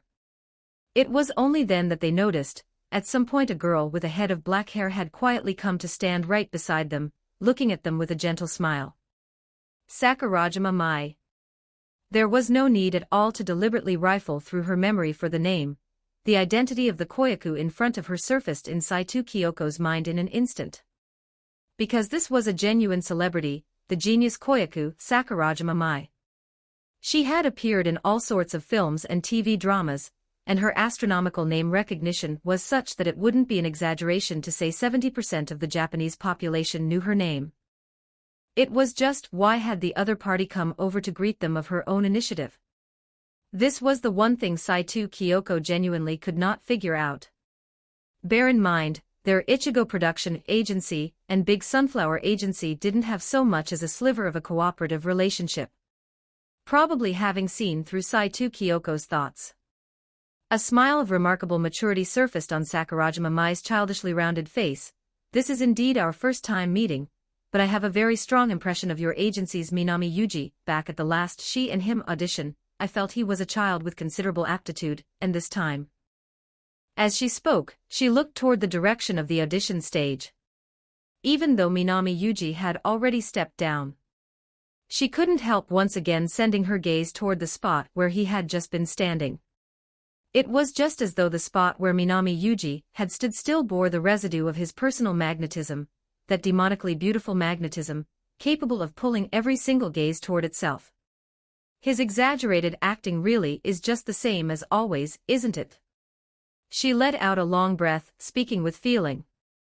Only, her words hadn't even finished when Aqua Hoshino, right next to her, seized the gap created by her pausing for breath, and asked of his own accord.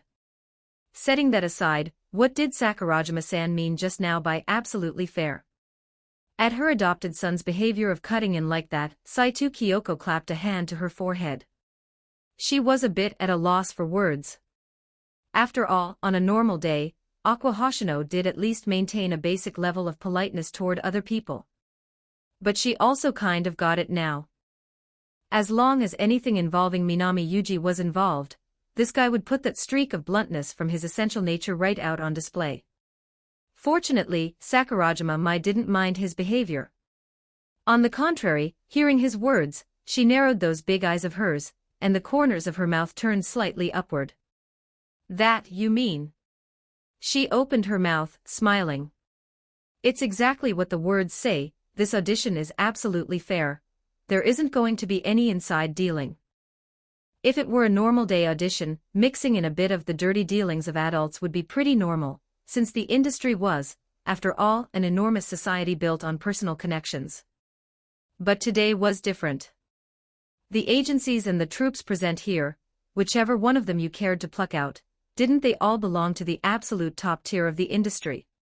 All of them had capital and personal connections backing them up. There was no reason for one to pull strings while another didn't. And so, a simple balance of power had taken shape. None of the people here were idiots. In just a couple of words back and forth, they had grasped the heart of the matter. What's more, and it isn't only that. Sakurajima Mai held up a single finger. Have neither of you noticed the expressions on the managers from the various agencies that are here? Expressions. With Sakurajima Mai putting it like that, Saito Kyoko and Aqua Hoshino only then reflexively looked all around. It was exactly as she'd said. After watching Minami Yuji's audition, the complexions of the other agency's managers present were not looking too good. A few managers whose auditions had already finished were even knitting their brows, sighing one heavy sigh after another. The change in those expressions, compared to before Minami Yuji had taken the stage, was an utter night and day difference. They had, very plainly, also felt it, the gap between their own Koyaku and Minami Yuji, a gap like a chasm, one impossible to vault across. To put it plainly, anyone, any slander, in front of the incomparable talent that a person inherently possesses, ends up looking remarkably powerless in and of itself. So said Sakurajima Mai. As an entertainer, you can rely on the back door to win once, win twice, but can you really keep on relying on the back door to keep on winning? Agencies are not idiots. A talent who relies only on the back door, with no value of their own, and who is unable to compete with the talent at other agencies, will sooner or later be tossed aside. And Minami Yuji. He has exactly that kind of talent. When Sakurajima Mai got to this point, she too couldn't help letting out a sigh. Truth be told, if she put herself in the place of those Koyaku competing with Minami Yuji, she reckoned her own expression would be just about the same as those Koyaku managers. Because this was already the second time in a row she had watched Minami Yuji perform. On both of those occasions, the other party had brought out acting of a level that was enough to stun her. And what mattered most wasn't only the acting. Sakurajima Mai thought back to the scene of her first time meeting Minami Yuji. That had been at a time when, knowing the role had already been locked in behind the scenes, any Koyaku would be feeling dejected and discouraged. Yet Minami Yuji had said something like this. I personally believe that, for this audition, I have already done my very best, with nothing to feel guilty about toward my own heart, so, whatever the result is from here on, I have the obligation to walk this road through to its end, and to accept it. The moment he spoke those words, Sakurajima Mai's big eyes had opened just slightly wider. She really had been a bit stunned into a daze. Because, as the genius she was, she had never seen that sort of expression on a peer of her own age. That sort of, even knowing the road ahead is not smooth, still pressing forward without looking back expression. Yuji-kun is a rare and excellent Koyaku, and Ichigo Production, as far as I can feel, is an agency with a really good atmosphere. How should I put this? A trace of apology surfaced on Sakurajima Mai's face. Just earlier, someone handed this to me, probably figuring that, since I've chatted with Yuji-kun, and we're on decent terms, well, I felt I should hand it over to you both. As she said this, she fished out a simply folded note from the little white shoulder bag at her side. The white paper had been crudely folded into a square. It looked like the sort of thing someone had thrown together on the spot. But the writing on it made Saito Kyoko and Aqua Hoshino exchange a glance. Written on it in remarkably terse strokes was just this one line. For Minami Yuji-kun. Northern Koyaku Agency. Northern Koyaku Agency. Wasn't that Minami Yuji's old place of employment? What business did they have looking for Minami Yuji? Walnut-chan for more chapters. New history, samsara game, starting in the long dark with my waifus help us reach these goals. 100 Power Stones equals +1 universal bonus chapter. Chapter 38, Poaching. Bonus chapter, 1742 words Northern Koyaku Agency, originally known as North Production. Within the industry, it counted as one of the major agencies dedicated to training and cultivating Koyaku. It was precisely this point that Minami Yuji had previously had his eye on, which was why he had entered the training institute affiliated with Northern Koyaku Agency, paid the deposit, and studied skills such as acting. So calling Northern Koyaku Agency Minami Yuji's old employer wouldn't be an overstatement. And because Northern Koyaku Agency was an agency that specialized in training Koyaku, its business covered every type of Koyaku-related project in the industry. Which was why, for today's audition for I Broken But Running, they too had sent Koyaku from their own roster to come and participate. But this old employer of his, how come today they had come knocking on Minami Yuji's door all over again? Saito Kyoko didn't really get it. Staring at the note in front of her, Saito Kyoko shook her head. Maybe it wasn't that she didn't get it, maybe she simply didn't want to get it. At a time like this, there was only one possible reason for them to come looking for Minami Yuji. They want to poach Yuji Nii back over to their side. Aqua Hoshino opened his mouth. He had furrowed his brows tightly. Northern Koyaku Agency was no fool.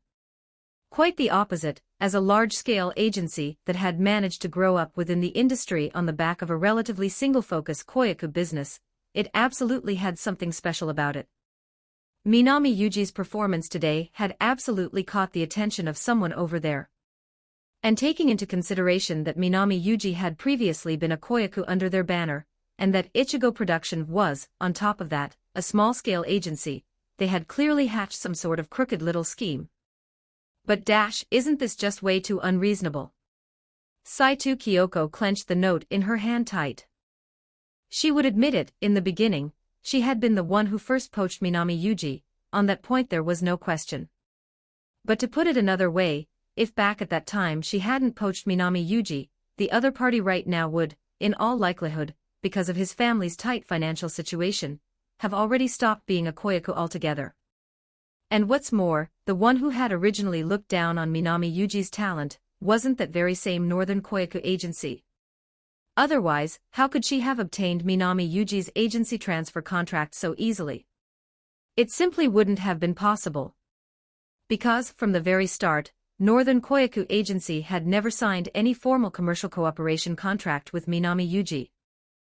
Minami Yuji was exactly the same as the majority of those utterly no-name Koyaku under their training institute. All of them were half-free agents, transfer whenever they wanted, quit whenever they wanted. And so, what about now? Having finally discovered Minami Yuji's true ability, they suddenly wanted to poach Minami Yuji away from their agency.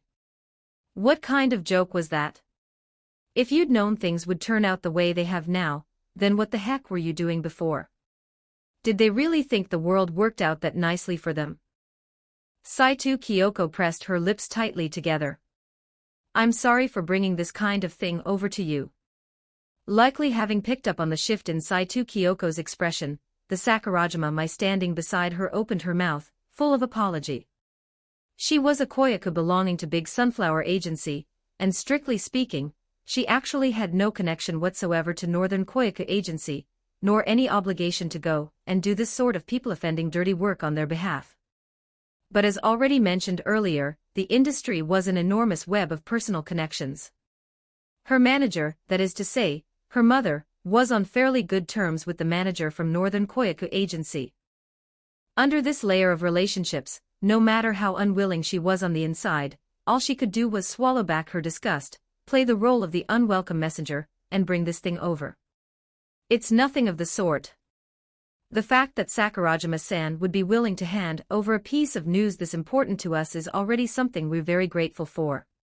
Hearing Sakurajima Mai's words, Saito Kyoko snapped back to herself, waving her hand again and again to indicate that she didn't mind. Having spent so many years scrabbling around within the industry, she knew very well that a great many things did not go the way an entertainer wished. Not to mention, just on the basis of Sakurajima Mai handing this note over to them. That alone was already giving them an enormous amount of face. After all, if you were really going to poach someone, then this note ought to have bypassed them entirely and gone directly to Minami Yuji. So Saito Kyoko was not only not going to blame the Sakurajima Mai in front of her. On the contrary, she was actually quite grateful to the other party, but at the same time, she also had one question. Why is Sakurajima-san helping us out like this? This was another point that Saito Kyoko didn't understand either. Ichigo Production was just an utterly ordinary small-scale agency, while Northern Koyaku Agency was a famous agency within the industry. Weighing up which side was heavier or lighter, surely no entertainer would have to give that a second thought, right? It's not that I'm helping you. Rather, it's that I'm doing it to help Yuji-kun. Sakurajima Mai broke into a faint smile. She was very pretty when she smiled, those two small little dimples, set against that face of hers that was slowly maturing into its features, half innocent and half serene, only made her all the more full of charm.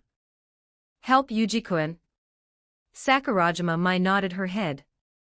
Although this is only my own personal intuition, but I feel that. Her voice paused. As I thought, Yuji-kun is still better off staying with Ichigo Production. Northern Koyaku Agency was a large-scale agency, possessing a broader network of personal connections and more capital power. That part was beyond question. But at the same time, the number of Koyaku it had under its roster was also very large. With the same resources spread out across a huge number of Koyaku, in practice, the resources each individual person could obtain weren't all that many. But Ichigo Production was different. This was just a small-scale agency. So as a matter of course, all of its meager handful of resources would all be tilted onto one single koyaku. That was the gap between them. On one side, semi-professional management, on the other side, throwing absolutely everything into tilting resources one way. This was perhaps the reason why many entertainers favored being a chicken's head over being a phoenix's tail. So that's how it is. Having listened to Sakurajima Mai's explanation, and surprised by the mature mindset of the other party, Saito Kyoko exchanged another couple of pleasantries with her with a smile, and only then did she see her off. Truly worthy of being called a genius koyaku in the industry. Gazing at Sakurajima Mai's departing back, even the usually reticent Aqua Hoshino couldn't help but open his mouth. Because he could feel it, the other party was not a reincarnator, rather, she was someone who naturally carried about herself an air of mature composure and charm. If Minami Yuji had been here, he'd probably feel that the Aqua Hoshino right now and the Aqua Hoshino he himself had once been were on exactly the same wavelength. After all, Sakurajima Mai's mature, composed bearing didn't look the least bit like that of a 10-year-old child. How should one put it, all you could really say was, the 2D world really is a mysterious thing, isn't it? Shaking his head, he tossed the stray thoughts out of his mind.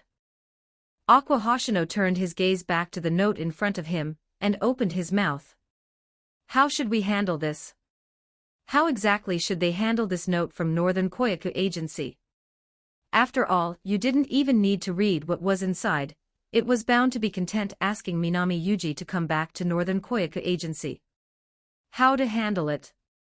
Saito Kyoko softly let out a sigh. Were it any other ordinary time, with this kind of poaching note, she absolutely would not have to give it a single thought. She'd just go ahead and rip it up or burn it, and that would be the end of it. But this note was for Minami Yuji. Minami Yuji had already helped them so very, very much. His arrival had taken the originally lifeless, stagnant Ichigo production and was, very tangibly, bit by bit, turning it around for the better. Even today's audition for the lead role, that too, was something Minami Yuji had landed by relying on his own ability, scraping together a halfway decent impression with Yamashita Keiji. And at this very moment, what lay laid out before them was an invitation from a large-scale agency, and that was a large-scale agency we're talking about. The kind of place that countless entertainers flock to in droves. So shouldn't they be considering Minami Yuji's own thoughts on the matter? The two of them both fell into silence. As I thought, let's just get rid of it after all. I think. Having hesitated for quite a while, Aqua Hoshino opened his mouth. Only, before he had even finished speaking, a calm voice suddenly rang out from behind them. What are you two talking about? Getting rid of what? In an instant, their bodies went stiff. Saito Kyoko and Aqua Hoshino both opened their mouths, and turned their heads to look back behind them. At some point neither of them had noticed. Minami Yuji was already standing right there behind the two of them. And those pitch-black, gleaming eyes of his were, with great curiosity, looking right at them.